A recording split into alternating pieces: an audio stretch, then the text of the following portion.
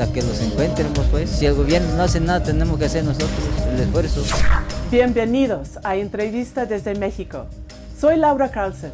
Acompáñame a explorar los temas más importantes del país con los hombres y las mujeres que mejor los conocen, aquí en Telesur.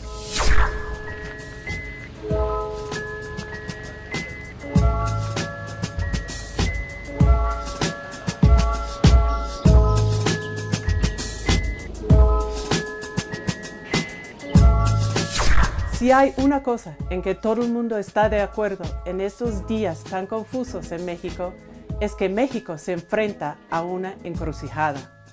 Hasta el presidente Peña Nieto ha dicho, México no puede seguir así, México debe cambiar. Pero ¿qué ha cambiado? ¿Y qué dirá la historia sobre los eventos de hoy? Para hablar sobre esos temas, tenemos el privilegio de tener con nosotros el historiador, autor y comentarista político Lorenzo Meyer. Lorenzo, muchas gracias por estar aquí con nosotros en Entrevista desde México. Gracias a ustedes. Para empezar, Lorenzo, has estado siguiendo el caso Ayotzinapa desde el principio, el 26 de septiembre. ¿Cuál es la explicación que tienes por lo que ocurrió? ¿Qué factores convergen para permitir un crimen tan terrible? Bueno, la explicación tiene que ser un poco histórica. La situación de Ayotzinapa no es única. Ya en otras ocasiones México ha vivido situaciones similares. Hoy, por ejemplo, se está volviendo a discutir el crimen en Coahuila, en la población de Allende, donde no sabemos cuántos ciudadanos fueron sacrificados en 2011 por un cartel de los Zetas. Las cifras varían de una manera asombrosa. En una ocasión, el presidente municipal del pueblo de Allende dijo que habían sacado a 300 personas en un solo día y desaparecieron.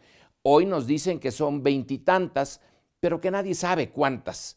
Entonces, la situación de Ayotzinapa es peculiar, no porque haya ocurrido por primera vez, sino porque fue el momento en que la gota derramó el vaso.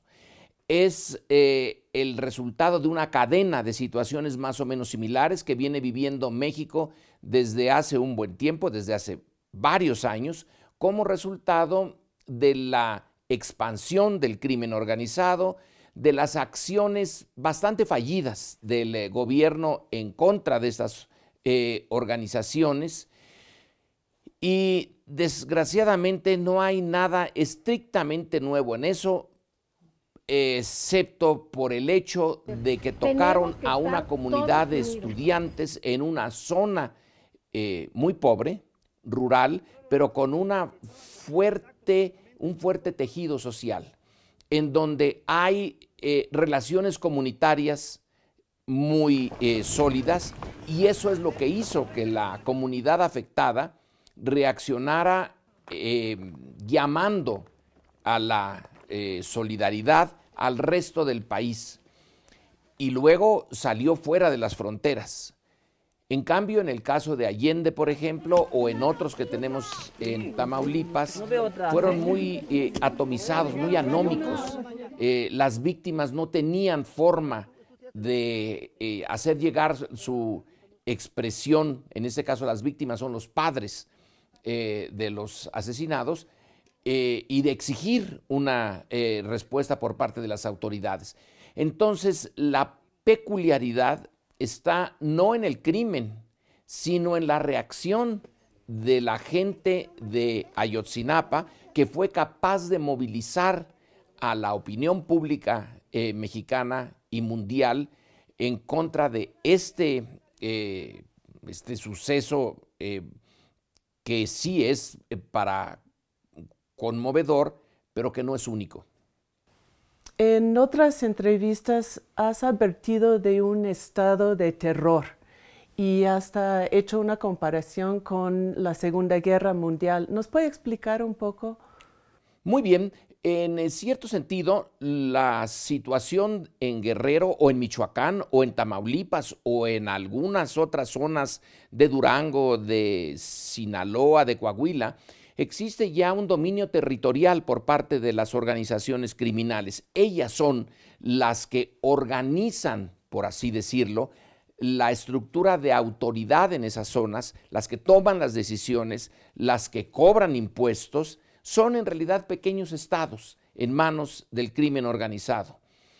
En la Segunda Guerra Mundial, durante la ocupación de Checoslovaquia, la resistencia checa cometió un atentado contra un alto jefe nazi. Y la respuesta de las autoridades entonces durante la Segunda Guerra Mundial en el pueblo de Lidice, en Checoslovaquia, fue sacar a todos los habitantes de ese pequeño poblado y a los hombres se les fusiló sin mayor juicio para dar una lección a quienes habían osado retar a la autoridad. Se trataba de una lección de tal magnitud que el terror se instalara allí y no volviera a repetirse. Bueno, algo muy similar sucede cuando los estudiantes de la Normal van a Iguala y su presencia es disruptiva para las autoridades. Hay que recordar que estos estudiantes iban a conseguir unos autobuses de una manera un poco no ortodoxa. Los iban a tomar y iban a usarlos para llegar a la Ciudad de México, participar en la protesta de otra matanza que fue en 1968 y luego retornarían a Iguala y los dejarían ahí. Eso fue visto por quienes dominan o dominaban, espero, en Iguala, como meterse en un territorio dominado por ellos, por los llamados Guerreros Unidos, que es esta organización criminal y que tenía a su servicio a la policía de Iguala y probablemente a toda la estructura gubernamental de Iguala. Entonces decidieron, en primer lugar, dispararles. Mataron a 3 estudiantes y a 3 gentes que no tenían nada que ver con el problema. Luego capturar al resto, a los 43 estudiantes, otros escaparon y no sabemos qué ha pasado con ellos. La sospecha es que están muertos. Entonces sucede algo que me parece que tiene relación con lo del Lidice, en el sentido de imponer la autoridad de un grupo, los nazis en el caso de la Segunda Guerra Mundial en ese pueblo, los llamados Guerreros Unidos o crimen organizado en el caso de Iguala, por la vía del terror, para que se vea que nadie puede tomar decisiones en esa zona sin que se lo pidan y autorice el crimen organizado. Pues hay un debate si es un crimen del Estado o es un crimen organizado trabajando con una parte del Estado, digamos, capturado. ¿Se puede definir esto? ¿Hay una manera de desglosarlo? Sí y no. Claro que se puede, porque en última instancia la zona de Guerrero, de Tierra Caliente, donde ocurrió esto, es parte de un sistema político nacional. En principio no estamos en guerra civil. En principio el gobierno local, estatal y federal debería de tener el control de esa zona. Si no lo tiene, la explicación, ¿cuál es? Bueno, una muy general, pero creo yo que muy cierta, es el pacto criminal que existe entre las autoridades y el crimen organizado. Y este pacto criminal involucra no solamente al gobierno municipal de Iguala o al gobierno del estado de Guerrero, sino al gobierno federal. Hay que recordar que en Iguala, en el momento en que esto ocurrió, ahí está estacionado el 27 Batallón de Infantería, que es por principio una institución federal, nacional y que obedece a las lógicas del gobierno nacional. ¿Por qué ese batallón está en medio de una zona dominada por el crimen organizado? Vamos a hacer una pequeña pausa. No se vayan.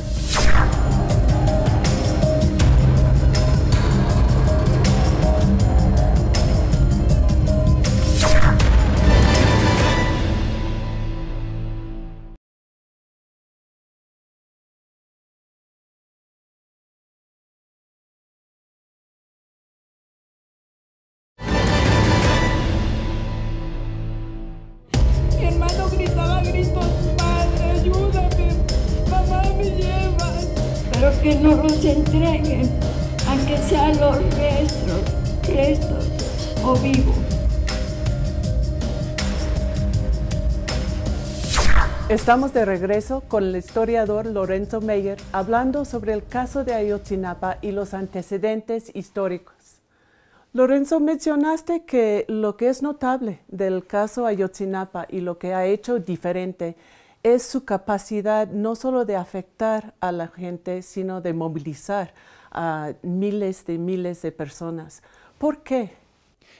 Mira, antes de la respuesta más concreta, hay otro elemento interesante. Se movilizan sin un liderazgo personalizado. A diferencia de otros momentos en México que ya ha habido grandes movilizaciones, por ejemplo, las encabezadas por Andrés Manuel López Obrador, un líder de la oposición. En este caso, se movilizan sin la presencia de un líder, sino de un grupo, de los padres de los desaparecidos. Es que la identificación es porque se trató de jóvenes, se trató de estudiantes, se trató de gente pobre, se trató de gente proveniente de una zona indígena. Todas estas características combinadas explican en parte la respuesta tan emocional de un sector de la sociedad mexicana, porque no creas que toda la sociedad mexicana ha respondido igual. La parte más conservadora y más derechista quisiera que esto se acabara. Y como señalé en otro momento, es la acumulación de agravios. No es solamente la violencia y la brutalidad del acto, es que también detrás de esto está la ineficacia de un Estado, está la corrupción, que es una constante y va en aumento en México. Es también la distancia que han mostrado los gobernantes respecto de la sociedad. La sociedad les está cobrando con las movilizaciones varias cosas más allá de lo de Ayotzinapa. Una de las respuestas entre el movimiento y sobre todo en el estado de Guerrero ha sido la toma de municipios y la creación de asambleas ciudadanas. ¿Hay antecedentes históricos para este proceso o estamos viendo algo nuevo? En el caso de Guerrero sí hay antecedentes.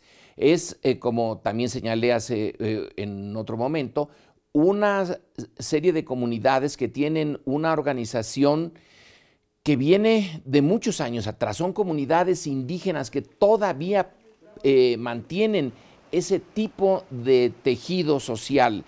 Son ellos los que, por ejemplo, sacaron las policías comunitarias, porque ya no aguantaban a las policías tradicionales, las no tradicionales, sino las formales, porque ya no les servían, porque estaban coludidas con el crimen organizado. Entonces sacaron de sí mismos a sus propios policías. El siguiente paso es organizar sus propios gobiernos municipales, y lo están diciendo ahora. Vamos a tomar nosotros el gobierno municipal. Ahora, eso puede pasar en Guerrero, no en otras partes del país donde ya no existe ese legado prehispánico y colonial de organizaciones comunitarias a nivel de la comunidad. Una de las demandas principales es por la renuncia del presidente Peña Nieto. ¿Eso ha pasado antes en la historia de México? Sí y no. Por ejemplo, el caso de uno de los líderes de oposición ya tradicionales en México, que es Andrés Manuel López Obrador, desde el principio pidió la renuncia de Peña Nieto porque consideró que la elección del 2012 no había sido muy limpia. Pero lo interesante en este caso es que quienes corean esa demanda de fuera Peña, que renuncie, etcétera, son en las demostraciones en la calle, en la Ciudad de México o en otras situaciones urbanas, sin que tenga que ver con la demanda tradicional de López Obrador. Es algo que viene literalmente desde abajo y de manera espontánea. Eso sí es una novedad, que lo asuma como propia la demanda de la renuncia, la masa que está demostrando en contra no del gobierno, sino de la situación mexicana en general. ¿Y podría ser una demanda viable?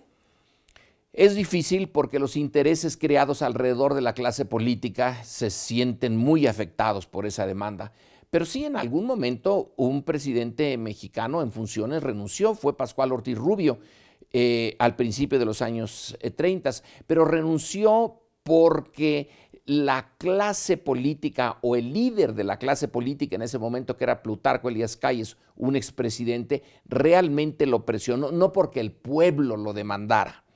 Entonces, sí hay antecedentes de una renuncia, pero por conflictos dentro de la élite. Yo no sé si esto de Ayotzinapa pueda también llevar a choques dentro de la propia clase política y encuentren que la presencia durante 4 años más de Peña Nieto puede ser un grave problema para ellos también.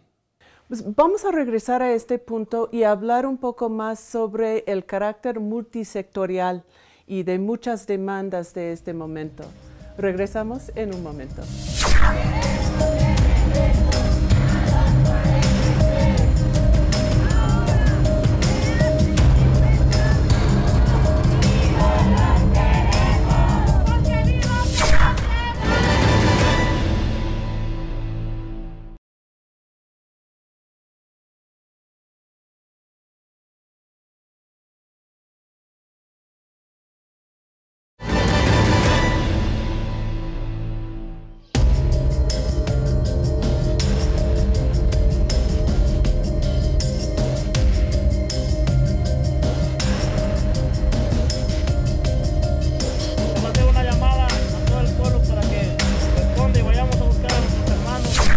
Estamos de regreso con el historiador Lorenzo Meyer hablando de los eventos históricos que estamos viviendo hoy en día en México. Lorenzo, otra cosa notable en el caso de Ayotzinapa es que la imagen del presidente Peña Nieto y de México cambió completamente y muy rápido, desde una imagen de las reformas, de la modernización del país, a una imagen de corrupción y de una situación de prácticamente de caos. ¿Cómo se puede explicar un cambio tan rápido? Se puede explicar por la capacidad que tuvo Peña Nieto y su partido, el PRI, que regresó al poder después de haberse quedado un tiempo fuera, de manejar la imagen, con la ayuda sobre todo de la gran cadena de televisión que domina en México, Televisa. Se trata de un momento en que hay una unidad de las élites. Peña Nieto hace una cosa muy notable. En unos cuantos meses logra que el partido en el poder más los 2 partidos de oposición le aprueben toda una plataforma política que no había sido posible en los 12 años anteriores. Parece una imagen de eficiencia, de unidad, de que hay un propósito claro, y es lo que el mundo exterior también pedía y quería creer. Pero desde luego no era la realidad de México es otra, y lo que ocurrió con Ayotzinapa es que el México real irrumpió y destruyó el cascarón, fracturó el cascarón que había creado la buena publicidad y el buen manejo de la imagen, de acuerdo, de que todos sabían a dónde iban y que la sociedad mexicana, bueno, estaba ahí lista para seguir al líder. Lo que sucedió es, insisto, que algo que ya existía, pero que había sido tapado por un buen manejo de imagen, de repente explotó, justamente como le pasó a Salinas de Gortari cuando el movimiento zapatista irrumpió en 1994. Más o menos lo mismo. Y han habido algunos errores por parte de relaciones públicas en la presidencia, y uno de ellos más reciente es el comentario de que hay que superar el dolor de Ayotzinapa. ¿Podemos superarlo? ¿Debemos como nación superarlo? No es nada más ese error, también está el otro cuando Peña Nieto dice todos somos Ayotzinapa. O sea que él se asume como parte de un movimiento que lo está cuestionando. Ese movimiento rechazó el todos somos Ayotzinapa y ahora vamos a superarlo. No se puede superar si no se resuelve el problema central. no es una decisión de vamos, queremos superarlo. Se trata de acciones y para superar ese momento se necesita una política impresionantemente difícil y de largo plazo. Se necesita una política que vuelva a tomar la autoridad de las zonas ahora en manos del crimen organizado. Se necesita una política que ataque la enorme corrupción que está detrás de esta unión entre autoridades y crimen organizado. Se necesita volver a creer en los sistemas electorales, en el sistema de justicia, y se necesita hacerle frente a lo que también Ayotzinapa ha sacado a la luz, la enorme distancia entre las clases sociales y las regiones de México. Esto requiere mucho tiempo, además de una decisión de fondo, así que va a tomar su tiempo eso de superar a Ayotzinapa. Y seguro se va a tardar mucho y parece ser muy lejos ese día ahora. Para terminar, quisiera preguntar, ¿cuál es el balance que tienes del año 2014? ¿Cómo lo verá la historia? Yo diría que se trata de una coyuntura crítica, como se usa el concepto en ciencias sociales. Es un momento en que un evento no esperado pone en duda el equilibrio entre los poderes, las clases, los partidos, todas las relaciones que tienen que ver con la política, que parecían equilibradas, parecían ir en una dirección, se rompe. Y el año de 2014 es el año de la ruptura de ese equilibrio y la búsqueda de una nueva fórmula para organizar la vida pública mexicana, y que no puede ser simplemente volver a la etapa anterior a Ayotzinapa. Eso ya no se puede. Eso es lo que marca el 2014. Ha sido un año de crisis. ¿Cómo ve el 2015 y en particular el movimiento en apoyo de Ayotzinapa? Voy a dar una respuesta totalmente insatisfactoria. Lo veo como un signo de interrogación. No sé, no sabemos. Porque como señalaba en otro momento, este movimiento que está alrededor de Ayotzinapa no lo dirige un partido, no lo dirige una persona, lo dirige algo inusitado, un grupo de origen campesino pobre del estado más pobre de México, que son los padres de los desaparecidos. Alrededor de ellos están los estudiantes, los que quedan de la normal de Ayotzinapa, y luego una enorme cantidad de gente que por diferentes razones se ha sumado. ¿A dónde van? ¿Cuál es el proyecto común que se tiene? No hay más que uno: la insatisfacción con la situación como existe ahora en México.